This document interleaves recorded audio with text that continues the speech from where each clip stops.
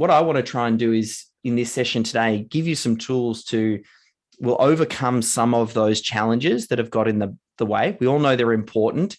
As Dave said, they're very rarely urgent. And I want to try and increase the urgency for you because you don't realize the effect and how much not having great systems is holding you back. They're having a significant impact on your business and you might not realize it. So to do this, I think probably going to be the easiest way.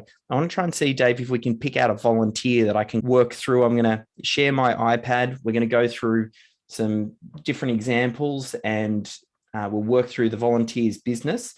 I'm looking for someone who has been in business for at least a few years, someone who has at least probably 5 staff, but probably not more than about 30 staff, that might still be the bottleneck in their business, still very, central to getting a lot of the work and things done. And I think service-based business is probably easiest. I think that might be easy and accessible for the entire group. And the examples we go through, it's actually going to be for everyone. Even though we're working with a volunteer, each participant will be able to think about their own business. So is there anyone that jumps out at you, Dave, that we might be able to volunteer? There's so many.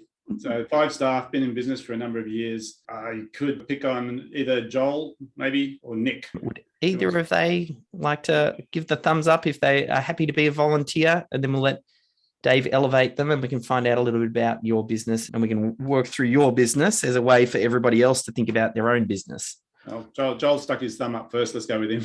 Perfect. All right. Is there anything you need to do, Dave, to let him speak and elevate him up? No, I think I'm here.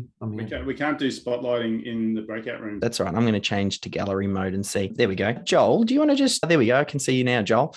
Do you want to perhaps just introduce yourself? I know some of the members here are going to know you, some won't. I don't know much about you or your business. So can you tell us a little bit about yourself, what you do, and a little bit about your business? Sure. Thanks, David. We are a private wealth management business. So there's 3 aspects to our business. We design and manage private wealth financial strategies for our clients. We also have an investment management component to it. The second component is in the financial markets. We run global equity strategies. And then we also have a real estate component to the business as well, where we have a buyer's advocacy and vendor advocacy business, as well as a real estate development business. So typically what happens is that 90% of our clients that we would bring on board would work with the private wealth team, where we're designing the strategic setup of the client's affairs, looking at tax and tax strategies and various financial strategies, super, self-managed super, insurances, those things. And then once the strategy is designed, we then move to the active management phase, which covers off a range of different global equities, real estate, alternative asset type investment approaches. Perfect. And what sort of team do you have that work with you? We've got about 45 in Australia and we've got about 5 overseas. Yeah, perfect. All right. So definitely probably on you've started to grow beyond you. There's definitely things happening in the business that you're not involved in. What sort of things are you doing on a day-to-day basis? And are you finding you're still the bottleneck in certain? Less and less these days. I have spent a fair bit of time over the last 2 to 3 years pulling myself out of the financial advice side of the business to focus on where I think I'm most effective, and that's running the financial markets investment strategies. And we've hired other advisors, we've hired paraplanners and CSOs, we've implemented new software package, practice management software package, we've implemented HubSpot for our marketing. And so we've got to the point now where I actually have a couple of dedicated people in the business that are actually always building out these systems and processes now. And yeah, I think we've got to the point now that we've got to that size that enables me to be able to put on those resources to be able to focus on process improvement and workflow build out and systemization. But we're not there yet. We've still got a lot of work to do. Perfect. Now, depending on where everybody's at in the group, and I'm not sure if Joel will be indicative of the size, and you're probably going to have some different sizes on where people are, and that's okay. One thing I find with SYSTEMology is different from something like Lean or Six Sigma, which focuses on process improvement, because process improvement, it's in the name. It assumes that you've got a process that you are now looking to improve. But if you don't yet have a process, if you haven't identified and captured your best practice, That's actually where SYSTEMology fits in. SYSTEMology is excellent at going, what is our current best practice? How do we capture what we're currently doing? How do we bring everybody up to that certain standard? And from there, that becomes the baseline. Then we move in and think of process improvement where some of the other methodologies might fit. I think we'll still work with you through this example. I just wanted to frame that for the others in the group as well, so they think about where their business is up to in the cycle and how they can use what we're going to go through to identify the top 10 to 15 most important systems that gives them something to start. You're definitely beyond that point where you already have identified systems champions and documenters and systems creators, and you're probably now, you might have knowledgeable workers that you're creating these structures up with where they can almost like download or get some of their processes out of their head. And then you have a documenter who captures those, documents them, so that way they can be shared and used to train up other team members. So you're probably at a slightly different space, but given the time, I think we can still get a lot of benefit by going through the critical client flow. And I want everybody else to be then thinking about their own business and applying this strategy that we're going to go through now. So let me just jump over to my iPad here and I'll share screen. And there we go. And I'll just make sure, Dave, that's sharing for you okay. Everybody can see that? Yeah, perfect. Good. All right. So where we start with this, so probably one of the most common questions when someone's thinking about systemizing their business is, where do I start? What are the first systems that I need to create? Because there's hundreds of things that you could be systemizing. And typically, though, there's only a handful of things that are really going to have the biggest impact. So where do you start? How do you identify those 10 to 15 systems on where you're going to start? And I developed a method I call the critical client flow. We're going to work through it with Joel and everybody else. You can do this on a one pager, or it's in the book. Dave's already sent out the book, or you can head over to systemology.com/book and go get yourself a copy of the book, or you don't even need that. I'm going to show you the template on the screen here. Get yourself an A4 bit of paper and then follow along with me. So I suppose the first question we want to ask here, Joel, is can you tell us your dream client? That's the person who pays your advertised prices, is a pleasure to deal with, refers friends and family, and if you could have 100 more of them or 100 times more of them, you would be over the moon. Who would that dream client be? Nick Stair and Mel Stair. I didn't quite catch that. Go again. No. So look, our target market, we're typically targeting wealth accumulators still. For a private wealth business, we're a little bit different. Most private wealth businesses like Macquarie and Ord Minnett and Bell Potter and these sorts of groups, they typically tend to focus on high net worth individuals. Mm-hmm. For us, we're more around high income earning individuals. So business owners, professional, academics, entrepreneurs, those people that typically would have a household income of about $250,000 or more and would have the ability to probably put to work $500,000 in investment capital. That investment capital can come from combining husband and wife super together or some equity in the property or a combination of all of those things. Perfect. So everybody wants to follow along, and as they do their own, you want to identify just one. I know you probably service a bunch of different clients, but when we create systems, we need somewhere to start. And if we can optimize for the best case scenario, that's going to get you the best outcome. Some people go wrong when they try and systemize. They try and systemize and create systems that cover every possible variation and probable outcome. You just want to go for the most likely, or the one that links back to this dream client. This is where we start.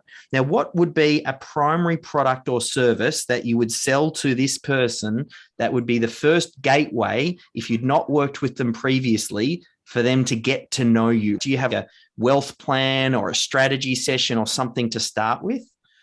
Yeah, so we've got to provide our clients with a documented financial strategy, and that's documented in a legislated piece of advice called a statement of advice. Perfect. And do you just have a funky name for that at all? Like, have you come up with a branding name for that, or we'll just call it a financial strategy? Yeah, it's a financial strategy. Yeah. Perfect. Again, everybody, as they're doing it for themselves, you want to identify the primary product or service that you would sell to your dream client that would be the perfect gateway to the rest of your business, the product line that you have. Where do if you could sell to this client, that would be a great on-ramp and a chance for you to figure out if they're a good client and if you would like to work with them ongoing. Now, then we move down here. We're going to basically map, I call it the critical client flow, but it is the journey that it starts off as a prospect, but then it turns client and then through to the delivery of that product or service. We want to map this journey and what it takes to deliver that core product or service. The key here is we only want to capture what we're currently doing, not what we would like to be doing. So you might go, I'd love to be doing Facebook paid ads, or I'd love to be doing direct mail or whatever. Let's just focus on what you are doing. So when we think about, for you, Joel, we want to attract in these high income individuals to sell them a finance strategy. What are the ways that you capture their attention? I'm imagining, because it sounds like you're pretty big, so I'm imagining you probably get some referrals. Yes, referrals is a large part of our business. So all of our financial advisors must be part of a networking group. All of them have certain KPIs that they need to meet in regards to handing out referrals so that they're active with also the receipt of those referrals. We do a lot of work online, and I guess online and referrals are really the two primary sources of clientele. And when you say online, are we talking paid or organic? Google AdWords. Yep, perfect. And are there any other particulars, or are those really the two primary strategies? We buy leads as well from a superannuation review website. Perfect. Excellent. So there'd be your top three? Yeah. Perfect. All right. Now, once an inquiry comes in from one of those sources, how does that inquiry usually come in? Is there a phone number they call? Do they fill out a form on your website? Is there an email introduction or a little bit of everything? Yeah, the vast majority would fill out a form on our website, or if it's a direct referral, there'll be an introduction from another professional services provider to a particular advisor. And then that goes directly into our, lead management workflow. Perfect. And for everybody, as they're doing it themselves, the reason these boxes are so small is so that you can only put one or two words in each box without putting infinite amount of detail. Like, I want a high level here just to start with. What is this customer journey? So you don't need to over detail, happens in the later steps. For now, we'll just capture it. So we've got different ways that the lead comes in. And then we've got the form that they fill out or an intro email. Then usually what happens after that? Do you qualify them initially, or do you book them straight in for a sales call? What usually happens next? Yeah, typically, if it's coming through the website, typically what would happen is we've got a staff person in the office who would give them a phone call, and they would have a quick 5-minute phone call to arrange a time for them to meet with one of our financial advisors. Cool. Perfect. So there's almost like a quick little short 5-minute qualification call. Correct. Then after that, if they're the right fit, then we have a call with the financial advisor. Correct. Advisor call. Great. Now, after the advisor call, what usually happens after that? Is a proposal generated? Is a...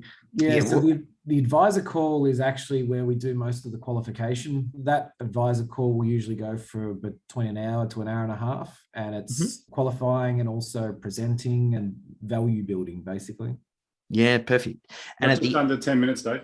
Yeah, perfect. At the end of that session, what usually happens after that? They're then booked in for a proposal presentation. So that's when we would between the advisor call and the proposal presentation, we would then prepare a proposal, scope out the advice, and obviously quote the work. Now, I'm just going to pop some notes in here just for given our time here. I'm going to say, okay, there's the proposal stage, there's the creating of it, and then there's also potentially a presentation where you meet with them. After the presentation, what happens next? Is there a deposit they pay to kickstart it? Do you just get started? Like, how does that next step work? Yeah, so they need to sign the engagement, and then we ask for 50% down payment of the overall fee, and then the final 50% is due upon completion. Perfect. So we take a deposit, and there's underneath here, there are going to be some little steps. We get into the detail in the next step in SYSTEMology. For now, we just want to capture this flow. Once they pay the deposit, what usually happens? Do you get them into some sort of system, or I don't know if you have a project management platform, or is there things that happen in the background? Yeah, so once they've paid the deposit, the process of designing the financial strategy gets underway, and that takes anywhere between sort of 8 to 12 weeks to complete that program. And do you get them to, do you have everything that you need as far as, do they have to fill out a further questionnaire, or does anything happen that you follow up? Oh, I need your statements or your tax returns from last year, all that sort of stuff. Yeah, so in the proposal, there's a checklist of documents that we require the clients to hand, and that's super statements, bank statements, tax returns, all of that stuff. Perfect. And then there's also a fact find questionnaire meeting that takes place. So that goes for about an hour and a half to 2 hours usually. And we go through and really dive deep into what the client's objectives are, and getting better context around their current financial position. Perfect. And then there's the doing of the work. So then you'd have the advisor hop in and do the work. So I'll just call this do the work. Yep. Now, this one happens to be the one where most of the time smoke comes out of the business owner's ears, because I've written do the work in one little box, but I'm imagining the financial planner probably has about 60 different steps that they need to do to actually get to that point. And that's okay. You've probably got milestones and things like that. We're just going to keep it really simple for the start now. There's the doing of the work. Later on, we might create an overview system, but we won't go down into the micro detail of I have to log into Xero and create this level of report. Like, we keep it very high level. And then at the end of doing the work and the delivery of the proposal, to get them to repeat or refer, is there some sort of like final presentation where you then go, great, here's what we did, here's what we found? Yeah, so the work is actually done, and then we present the strategy that's been designed with all of the supporting evidence and research and analysis, and then the clients would typically sign that and agree to move towards implementation. And then once the client has signed the statement of advice, we will then implement the strategy, and then it goes on to a program of review and management and maintenance. Perfect. So what we've identified there in 20 minutes is the critical client flow. Everybody can do this in their own business. And what this effectively does, if we can systemize this, we can systemize the way that the business makes money. And that's the real key. If we can make this happen without any key person dependency, whether it's the business owner or anybody else, it's a great way to really go, well, the business can make money. And that's a big part of what a business is here to do. We want it to be able to consistently deliver value to our clients without any sort of key person dependency. So if you were going to focus anywhere to systemize, this is a great place to start. Because some people go, oh, should I be thinking about systemizing my HR? Should I think about systemizing all my finance systems? Or maybe there are just tons of things you could be systemizing. Starting here is a great place to start if you don't have any systems in place just yet. And you can go even further than that. You can say, where is the biggest pain? It might be, we say, hey, Joel, is there an area in your business that constantly has problems? Or is there an area in your business that you as the business owner actively avoid because you don't enjoy doing it? Because we oftentimes see the business owners really strong in one or two things. Maybe they're strong in sales, but they really don't like the delivery part of doing the work, and they self-sabotage themselves in sales because they know if they sell, that's going to equal more pain because they're going to get more clients, and they have to then onboard and do the work, and they don't really like doing that. So we then try and identify, for you, Joel, is there anywhere here that jumps out at you as something where you're like, the most pain for us is onboarding clients, or maybe it's the delivery of the work? Like, where's the pain for you? The pain for the business is in the actual doing of the work. There's an enormous amount of work that goes into putting together a financial plan. Yeah, perfect. So that would be a great place. And where you start with something like that ends up being, you would create an overview system first. And you might have already got something like this in place, but you start off high level. What are the key milestones? And then after that, you start chiseling away and creating the subsystems that then support that overview system. And this is where the whole process of systemology starts. The next thing after this, stage number 2, is then we think about where in the business does this knowledge already exist? Because we want to take the business owner out of the equation of the documentation. That's the biggest win, when we can actually go, great, Joe on the front desk knows how to handle that incoming inquiry. Great, let's chat with Joe, find out what she's doing, record her doing the task, and let's make that, hey, here's how we handle an incoming inquiry. Then we teach other people.